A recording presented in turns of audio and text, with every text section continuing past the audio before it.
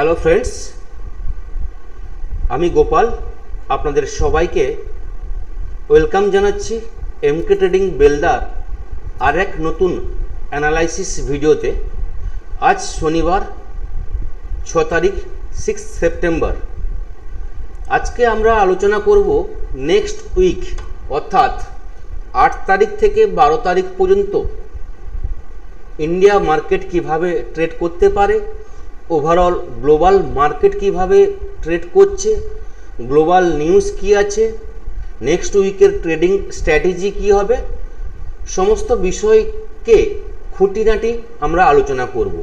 তো প্রত্যেকেই বলবো স্কিপ করবেন না, অনেক কিছু জিনিস নিয়ে আলোচনা আছে, ভিডিও একটু বড় হবে, তো স্কিপ করলে ইম্পর্ট্যান্ট পয়েন্টগুলো আপনি মিস করে যাবেন। তো প্রথমেই আপনাদেরকে দেখিয়ে রাখবো, এটা হচ্ছে এমকে ট্রেডিংয়ের ডিসক্লেমার ভালো করে পড়ে নিন। এমকে ট্রেডিং অথবা আমি কোনোভাবেই কিন্তু আপনাদেরকে বাই বা সেলের রেকমেন্ডেশন দেই না। এখানে ভিডিওতে যা কিছু ইনফরমেশান দেওয়া হচ্ছে টোটালটাই কিন্তু এডুকেশন এবং লার্নিং পারপাসের জন্য। এবার অ্যানালাইসিসে যাওয়ার আগে আর একটা জিনিস দেখিয়ে রাখি, যারা এমকে ট্রেডিং বেলদার সাবস্ক্রাইবার আছেন এবং যারা নতুন এসছেন প্রত্যেকেই বলবো সাবস্ক্রাইব করে নিন, লাইক করুন, কমেন্টস করুন এবং বেল আইকনে গিয়ে প্রত্যেকে কিন্তু ক্লিক করে অল করবেন, যাতে এমকে ট্রেডিংয়ের পক্ষ থেকে যা কিছু ইনফরমেশন বা যা কিছু ভিডিও এখানে আপলোড করা হবে তো প্রথমেই কিন্তু আপনার নোটিফিকেশানে আসবে। তো এমকে ট্রেডিং বেলদা এটা হচ্ছে আমাদের ইউটিউব চ্যানেল, প্রত্যেকেই বলবো আপনারা প্লিজ এটাকে সাবস্ক্রাইব করুন, এমকে ট্রেডিং সবার কাছে যাতে পৌঁছতে পারে। এবার যদি নিফটির অ্যানালাইসিস করতে আসি আমরা, এটা 4 ঘন্টার টাইম ফ্রেমে দেওয়া আছে। যদি আমরা 1 উইকের টাইম ফ্রেমে একটু নিফটিকে দেখে নিই, যেহেতু আমরা উইকলি অ্যানালাইসিস এবং ডে অ্যানালাইসিস দুটোই করতে এসেছি একই ভিডিওতে, তো কন্টিনিউ লাস্ট 6টা উইক, জুনের 30 তারিখ থেকে যে উইকগুলো শুরু হয়েছে পরপর 6টা উইক বলতে গেলে একটা রেড ক্যান্ডেলে এবং ডাউন ট্রেন্ডে কিন্তু নিফটি ট্রেড করেছে উইকলি ক্যান্ডেলে যদি আমরা দেখি। তারপর 11 আগস্টের যে উইক গেছে সেখানে একটা পজ নিয়েছে এবং লাস্ট যেটা কারেন্ট উইক শেষ হলো এই উইকে একটা পজিটিভ ক্যান্ডেল আমরা দেখতে পেয়েছি। বলতে গেলে 10-12টা যে উইক গেছে তার মধ্যে দুটো পজিটিভ ক্যান্ডেল আমরা দেখতে পেয়েছি। তো উইকলি ক্যান্ডেলে এইটুকু আমরা বুঝতে পেরেছি, এই জোনটা নিফটির কাছে, এই জোনটা একটা নিফটির কাছে বড় সাপোর্ট জোন, এটা আমরা কিন্তু বুঝতে পারছি। এই জোনটা হচ্ছে 24,340-এর কাছাকাছি, 24,340 থেকে 24,400 এই জোন একটা বড় সাপোর্ট জোন, এটা উইকলি ক্যান্ডেলে কিন্তু আমরা দেখতে পাচ্ছি। তো উইকলি ক্যান্ডেলে এইটুকু আমরা বুঝতে পারছি, যদি এই লাইনের নিচে বা এই সাপোর্ট জোনের নিচে নিফটি ক্লোজিং দেয়, এর নিচে ট্রেড করে, তাহলে কিন্তু বড় ফল কিন্তু আমরা দেখতে পাবো, সেটা কিন্তু 24,000 এবং তার নিচেও আসতে পারে, এইটুকু আপনাদের বলতে পারি। এবং উইকলি ক্যান্ডেলে যদি আমরা দেখি তাহলে বলবো এই উইকের যদি হাই দেখি আমরা 24, এই উইকের যদি হাই দেখি 24,980, প্রায় বলতে গেলে 24,980 25,000-এর কাছাকাছি, এবং আগের উইকের যে ক্যান্ডেল ছিল তারই মধ্যে কিন্তু দাঁড়িয়ে আছে, আগের ক্যান্ডেলের না হাই না আগের উইকলি ক্যান্ডেলের লোকে ক্রস করতে পেরেছে। তো এটা ইনসাইড ক্যান্ডেল বলা যেতে পারে। তো ইনসাইড ক্যান্ডেল অনুযায়ী যতক্ষণ না এর হাই ব্রেক করছে, লো ব্রেক করছে, বড় মুভমেন্ট কিন্তু আসবে না, এটা উইকলি ক্যান্ডেলে আমরা জানলাম। এবার যদি ডেলি টাইম ফ্রেমে আমরা যাই, তাহলে ডেলি টাইম ফ্রেমে আমরা দেখতে পাবো নিফটির যে আমরা সাপোর্ট পেয়েছিলাম উইকলি ক্যান্ডেলে, ডেলি ক্যান্ডেলে আমরা কিন্তু অনেকগুলো সাপোর্ট পাচ্ছি। ফার্স্ট সাপোর্ট যেটা আমরা পাবো 24,600-র কাছাকাছি, 24,600 থেকে 24,650 জোন, এটা একটা নিফটির কাছে সাপোর্ট আমাদের কাছে আছে, বড় সাপোর্ট ডেলি টাইম ফ্রেমে। নেক্সট যেটা সাপোর্ট থাকবে 24,500 এবং 550 জোন, এটা ডেলি টাইম ফ্রেমে। তারপরে যেটা সাপোর্ট থাকবে 24,400 থেকে 24,300, যে 40 জোন বললাম, এই জোনটা। তো ডেলি টাইম ফ্রেমে কিন্তু আমরা 3টে সাপোর্ট পাচ্ছি নিফটির ডেলি চার্টে, এবং আপ ট্রেন্ডে যেতে হলে ডেলি টাইম ফ্রেমে আমি একটা লাইন ড্র করেছি, একটা ট্রেন্ড লাইন ড্র করেছি, যেখানে দেখুন পরপর কিন্তু রেড গ্রিন এইভাবেই চলছিল যতক্ষণ না এই আপার লাইনটা ব্রেক করছে 24,850। তো এটা একটা বড় আমাদের কাছে বাধা, 24,850 এই জোনটা যদি ব্রেক করে যায় এবং এর উপরে যদি নিফটি স্টে করে যায়, তাহলে কিন্তু 25,000-এর দরজা কিন্তু নিফটির কাছে কিন্তু ওপেন হবে, এটা কিন্তু মনে রাখতে হবে। তো নিফটির কাছে বর্তমান যেটা বাধা আমরা ডেলি টাইম ফ্রেমে দেখতে পাচ্ছি 24,850 জোন যদি ব্রেক করে নিফটি ক্লোজিং দেয়, সেখান থেকে কিন্তু 25,000 জোন আমরা দেখতে পাবো, এবং 25,050 জোনটা যদি ব্রেক করে যায় তাহলে সেখান থেকে কিন্তু বড় র্যালি কিন্তু আসবে। এটা ডেলি টাইম ফ্রেমে বললাম। এবার যদি টাইম ফ্রেমটা আরও একটু ছোট করে নিই, 4 আওয়ার্স 4 ঘন্টার টাইম ফ্রেম, তাহলে আমরা কি দেখতে পাবো? 4 ঘন্টার টাইম ফ্রেমে আমরা দেখতে পাচ্ছি 24,600 থেকে 24,650 যে জোনটা, সেই জোনে কিন্তু একটা সাপোর্ট জোন আছে। নেক্সট হচ্ছে 24,500 জোনটা বললাম, এবং 24,400 জোন আমরা কিন্তু 4 ঘন্টা টাইম ফ্রেমে দেখতে পাচ্ছি। এবং যে ট্রেন্ড লাইন আমরা একদিনের টাইম ফ্রেমে ড্র করেছিলাম, সেই টাইম ফ্রেম কিন্তু বা সেই ট্রেন্ড লাইন কিন্তু অব্যাহত আছে 4 ঘন্টার টাইম ফ্রেমে। আমরা একটা ব্রেকআউট দেখেছিলাম, যেটা হচ্ছে 4 তারিখের যে ওপেনিং এবং 4 ঘন্টার ক্যান্ডেল এই ট্রেন্ড লাইনের উপরে ছিল, কিন্তু রেড ক্যান্ডেলে।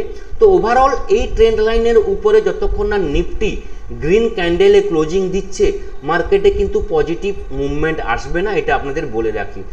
তো ওভারঅল 24,850 জোনের উপরে গেলে নিফটিতে বাইং আসবে, এবং পরপর যে সাপোর্টগুলো আপনাদের কিন্তু বললাম 24,600, 24,500, 24,400 এই জোনগুলো কিন্তু সাপোর্ট জোন হিসাবে বড় টাইম ফ্রেমে কিন্তু আমরা দেখতে পাচ্ছি।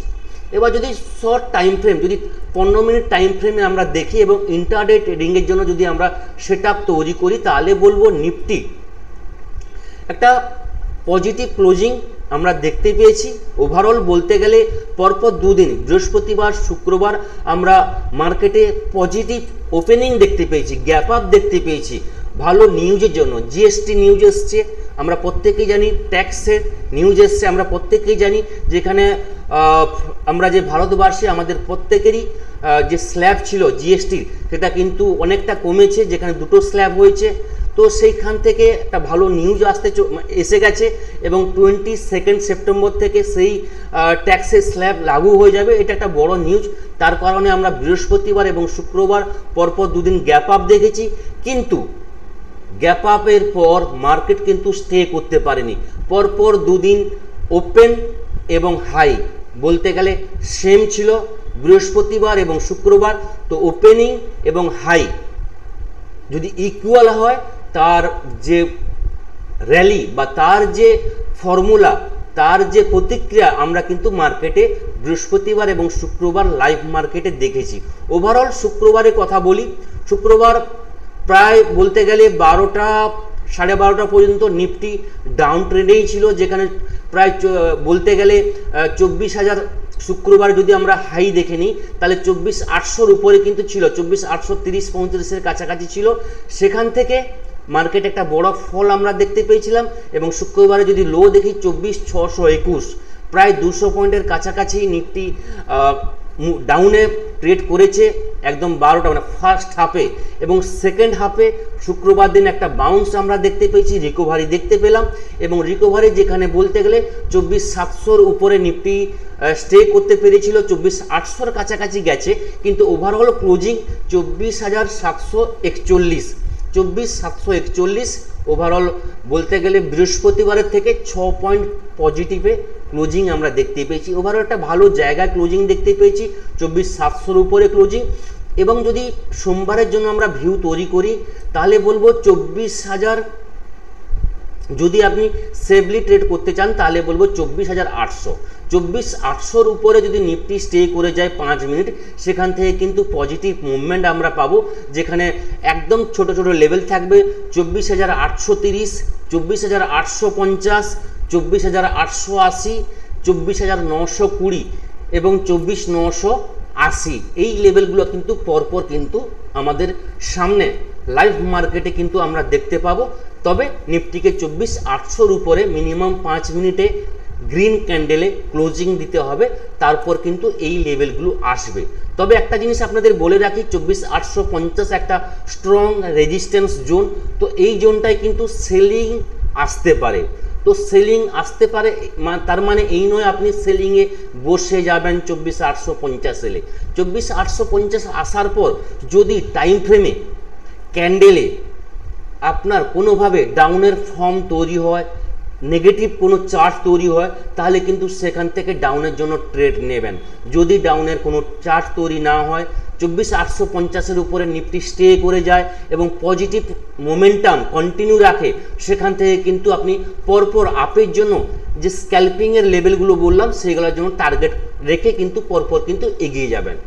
এবার ডাউনের জন্য বলবো 24,700 যদি লেভেলটা ব্রেক করে যায়, সেখান থেকে ডাউনফল আমরা দেখতে পাবো, যেখানে 24,700 24,680 যদি একটু সেফলি আপনি ট্রেড করতে চান তাহলে বলবো 24,690 24,690 লেভেল যদি ব্রেক করে সেখান থেকে ডাউনফলের জন্য ট্রেড নিতে পারেন, যেখানে 24,650 এবং 24,620 এই টার্গেটের জন্য কিন্তু ডাউনের জন্য আপনি ট্রেড নিতে পারেন। 24,620 যেটা শুক্রবারের ডে লো ছিল, যদি এই জায়গাটা আসে এবং এখান থেকে কোনো পজিটিভ মোমেন্টাম পজিটিভ ক্যান্ডেল চার্টে যদি দেখতে পান বা পজিটিভ কোনো রিয়াকশান এখানে আমরা দেখতে পাই, তাহলে এখান থেকে কিন্তু পজিটিভ ট্রেড নেব। এবং যদি এখান থেকে কোনো ডাউনের আবার ফর্ম তৈরি হয় এবং লোটা যদি ব্রেক করে যায়, তাহলে কিন্তু ফার্দার কিন্তু ডাউনের জন্য আমরা ট্রেড নেব, যেখানে 24,600 লেভেলটা ব্রেক করবে, 24,600 24,575 24,550 এমনকি 24,500 লেভেল পর্যন্ত কিন্তু আসতে পারে। পরপর যে সাপোর্ট লেভেলগুলো বলেছি সেগুলো কিন্তু মনে রাখবেন। তবে 24,690 লেভেল ব্রেক করার পর তবেই কিন্তু ডাউনের জন্য কিন্তু লেভেলগুলো কিন্তু মাথায় রাখবেন। এবং 24,750 যে লেভেল বললাম, ওভারঅল যদি 24,800 উপর আপনি ট্রেড করেন তাহলে কিন্তু বেটার হবে।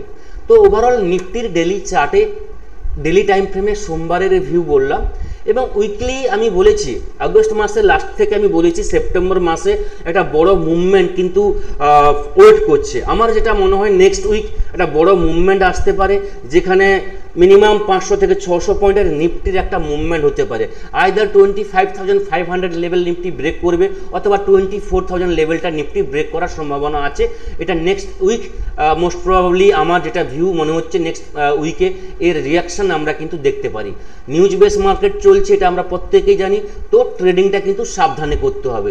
ট্রেডিং করতে হবে মানে এই নয় যে কোনো জায়গায় যে কোনো সময় কিন্তু আপনি এন্ট্রি নিয়ে নেবেন। প্রপারলি মার্কেটকে ওয়াচ করুন, আপনার ক্যান্ডেলস্টিক চার্ট প্যাটার্ন দেখুন, সাপোর্ট রেজিস্ট্যান্স আপনি ড্র করুন, ট্রেন্ড লাইন ড্র করুন, এবং বড় সাপোর্টের কাছে বড় রেজিস্ট্যান্সের কাছে সেখানে কিন্তু আপনি এন্ট্রি নিতে কিন্তু ভুলবেন না, ওটা আপনার কাছে রিওয়ার্ডটা বেশি থাকে।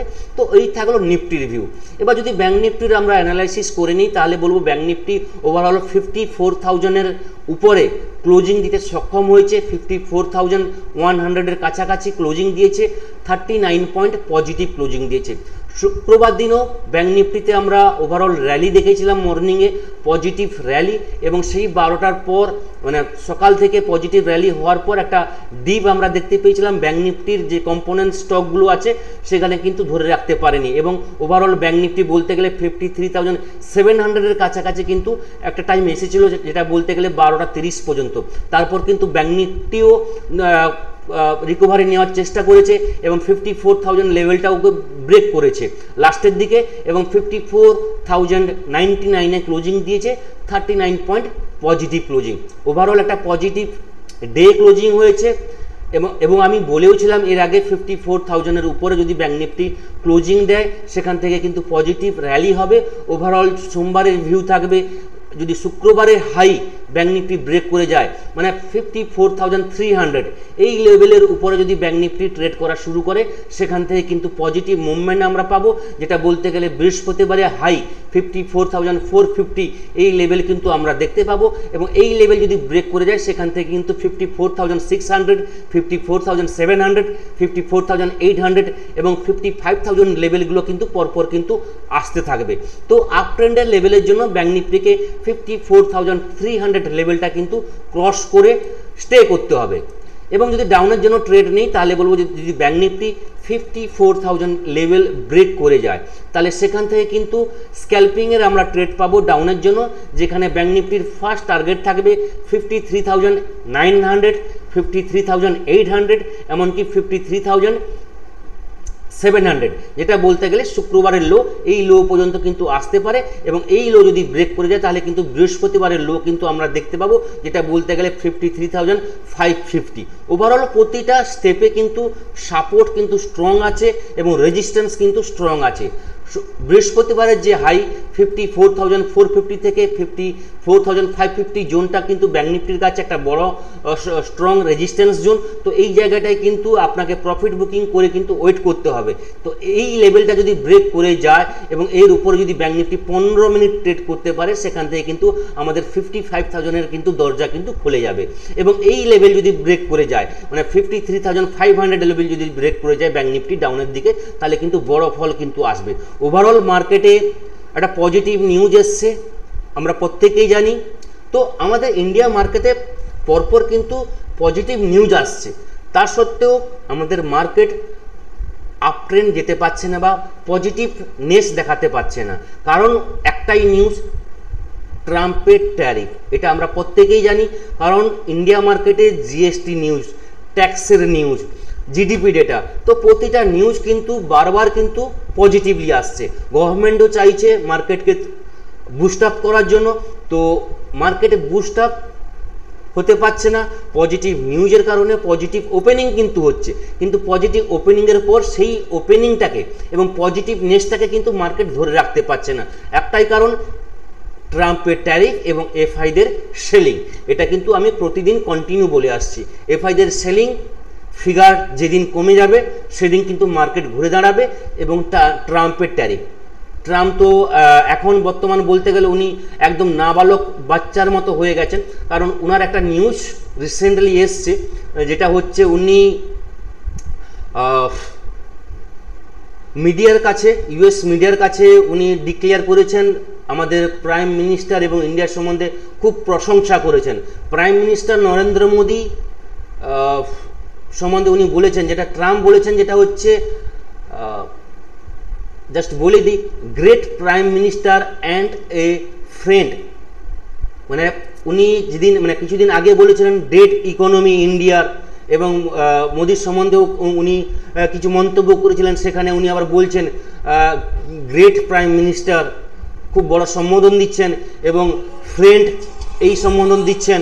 তারপর হচ্ছে মানে এরকম নাবালকের মতো কথা করছেন এবং ইন্ডিয়ার সঙ্গে ওনার ভালো সম্পর্ক আছে, সম্পর্ক আরও ভালো হয়ে যাবে, যে সেন্টিমেন্ট চলছে এটাকে নিয়ে একটু চিন্তায় আছেন।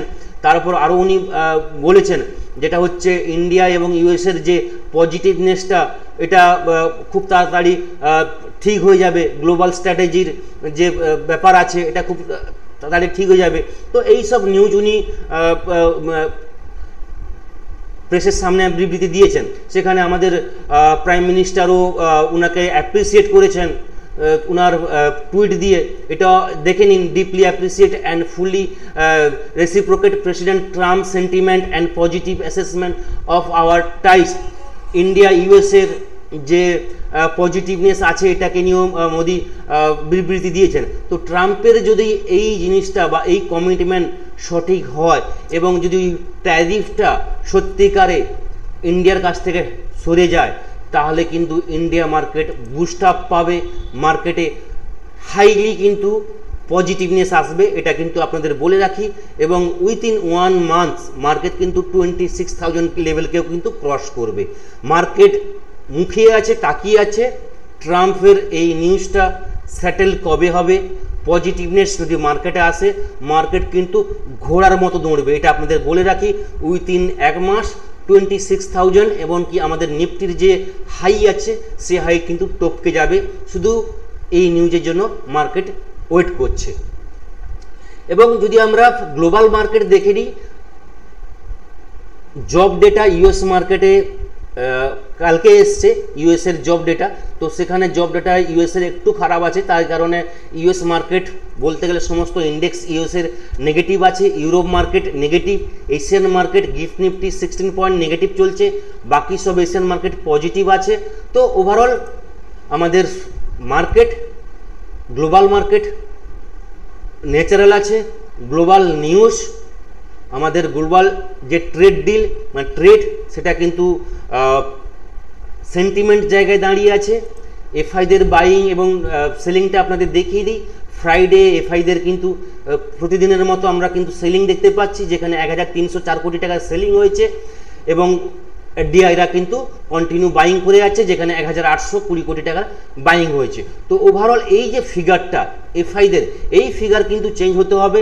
যতক্ষণ না এফআইদের এই ফিগার চেঞ্জ হচ্ছে, বাইংয়ে আসছে, এবং ট্রাম্পের এই ট্যারিফ নিউজটা যদি পজিটিভ চলে আসছে 2-1 দিনের ভিতরে, এবং যদি ইউএস এবং ইন্ডিয়ার মধ্যে কোনো ট্রেড ডিল নিয়ে মিটিং হয়, ট্যারিফ নিয়ে মিটিং হয়, এবং তার যদি আমরা পজিটিভ নিউজ পাই, তাহলে কিন্তু মার্কেট এখান থেকে বুস্ট আপ হবে, মার্কেট কিন্তু পজিটিভ হবে। এইটুকু আপনাদের বলে রাখি। যারা ভাবছেন মার্কেট প্যানিকে বসে আছেন, যারা স্টক সেল করছেন, আপনারা ওয়েট করুন, মার্কেট যদি এখান থেকে বুস্ট আপ হয় কিন্তু মার্কেট উঠে যাবে।